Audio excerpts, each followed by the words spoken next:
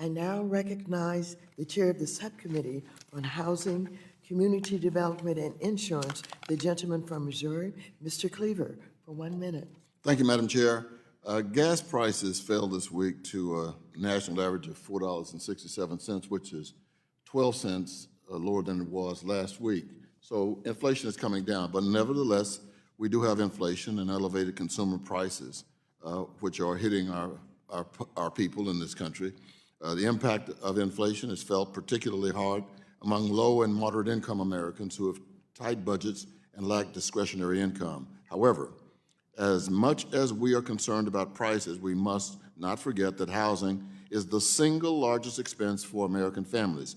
Rents are 22.8% higher in the 50 largest cities than 2 years ago, with some hikes far exceeding what is reported in the Consumer Price Index. In some cases, hundreds or thousands more. The lack of housing stock has driven up the prices, and the Federal Reserve's rate hikes do nothing to alleviate housing inflation. Bringing down inflation under control and addressing the impact of inflation on American families begins and ends with the housing crisis. Thank you, Madam Chair, for your leadership in holding this hearing today, and I yield back.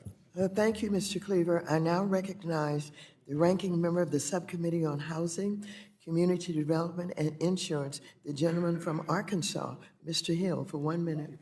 Thank you, Madam Chair. Americans continue to fall behind because of